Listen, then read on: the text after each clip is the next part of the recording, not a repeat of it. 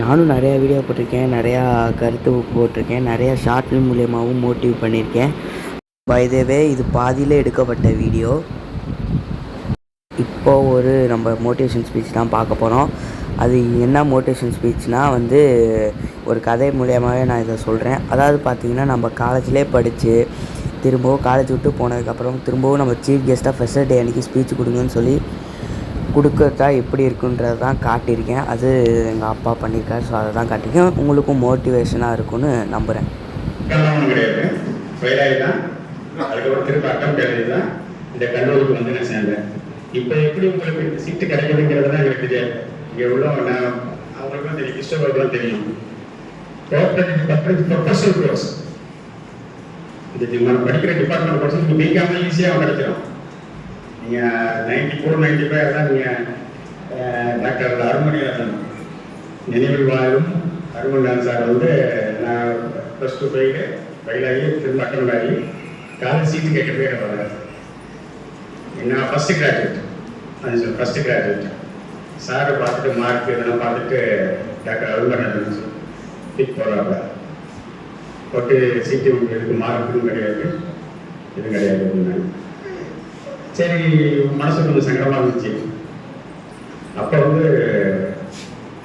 இன்றும் தொடர்பில் இருக்கும் இந்த வேலையிலேருந்து கல்லூரி படித்ததுலேருந்து இப்போ இருக்கிற வேலைகளையும் இதுக்கு உறுதுணையாக இருந்த doctor S Nakkeeran, doctor Ravichandran, காந்திகிராமன் சொல்லி அவங்க இல்லைன்னா இந்த நிலைமைக்கு நான் இருக்க மாட்டேன். உண்மைதான், வேற லைன் போயிருப்பேன். அது டாக்டர் நக்கீரன் இல்லைன்னா நக்கீரன் சார் இல்லைன்னா நம்ம இங்கே வாய்ப்பு இல்லை. அவர் தான் என்னை பார்த்துட்டு டைரெக்டாக பிரின்ஸ்பால்கிட்ட அட்மிஷன் போடுங்க, இப்போ நல்லா படிப்பான், எனக்கு நம்பிக்கை இருக்கு அப்படின்னு சொன்னாங்க.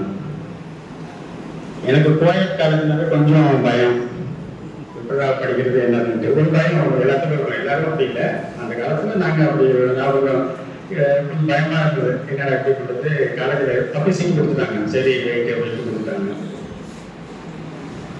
6 செமஸ்டர்லையும் எந்தவித அறிகுறி இல்லாமல் எல்லாத்தையும் பாஸ் பண்ணேன். ஏன் அப்படின்னா டாக்டர் நக்கீரன் சாருடைய வேலை காப்பாற்றணும். அப்போ என்ன படிப்புங்கிறது +1 தெரியாது. என்ன படிக்க போகிறோம், என்ன செய்ய போகிறோம் அப்படின்னு ஒரே இது எங்களுடைய குறிக்கோள் நம்ம வீட்டில் முதல் கிராஜுவேட் இருக்கணும் அப்படிங்கிறதுக்காக தான். அதுக்காக படித்தேன். எல்லாரும் எப்படி செட்டு நாங்கள் சொல்லக்கூடாது, ஆனால் எல்லாத்துலேயும் ஐஏஎஸ்லாம் படித்ததுனால ஒரு 1.5 யூனிவர்சிட்டி கவர்மெண்ட் எனக்கு மிஸ் ஆகிடுச்சு. அது நக்கீரன் சார் சொன்னாங்க, ஜோயன் சார் சொன்னாங்க. எதுவும் சொல்கிறாங்க, படிப்பு நீங்கள் படிக்கிறீங்க, படிக்கிற ஒரு எய்ம் வச்சுங்க. அடுத்தது என்ன, இப்போ வாட் நெக்ஸ்ட் சொன்னாங்க. அடுத்தது என்ன பண்ண போகிறீங்க, யூஜி முடிச்சுட்டு பிஜி என்ன பண்ணுறீங்க. நாங்கள் பிஜி இங்கே எம்ஏ படிக்கிறேன், எம்காம் கோஆபரேட்டிவ் மேனேஜ்மெண்ட்டு படித்தேன். படிச்சுட்டு யாருமே ஒன்று நல்லா ஞாபகம் வச்சுங்க, படிச்சுட்டு உடனே வேலை கிடைக்கும்னு மட்டும் நினச்சி மனசில் வச்சுக்காதீங்க. அது பெரிய ஆபத்து. என்கிட்ட நிறைய பேர் படித்து முடிச்சுட்டு ஏதாவது வேலை சம்பந்தமாக கேட்குறாங்க அப்படின்னா 4 வருஷம் 5 வருஷம் பிரேக் ஆகிடும். அவங்களுக்கு எக்ஸ்பீரியன்ஸ் அந்த இதை விட்டு போயிடுது. யார்ட்டையும் நம்ம ரெக்கமெண்ட் பண்ணுறோம் அப்படின்னா என்ன என்ன என்ன எக்ஸ்பீரியன்ஸ் இருக்குது அப்படின்னு முதல்ல கேட்குறேன். அதனால் எக்காரணம் கொண்டோம் மாணவ செல்வங்களே, நம்ம கஷ்டப்பட்டு ஒவ்வொரு குடும்பத்திலையும் ஒவ்வொரு விதமான பேக்ரவுண்ட் சூழ்நிலை பின்னணி சூழ்நிலையை பார்த்துட்டு தான் வந்துருப்பீங்க. அதனால் எதையும் டிபெண்ட் பண்ணியிருக்காருங்க. உங்களுக்குன்னு ஒரு தன்னம்பிக்கை, சொன்ன மாதிரி தன்னம்பிக்கை, ஒரு நல்ல ஒரு அச்சீவ்மெண்ட் வச்சுங்க. அந்த அச்சீவ்மெண்ட்ல எந்த விதமான பெயிலும் வரக்கூடாது. நீங்க என்னடா அப்படின்னு ஃபீல் பண்ணிடாங்க. ஃபீல் பண்ணீங்க அப்படின்னா நம்மளோட லைஃப் கேரியர் கண்டிப்பாக ஸ்பாயில் ஆகிடும். மைண்டில் வச்சுக்கோங்க. யூஜி முடிச்சுட்டு பிஜி முடிச்சுட்டு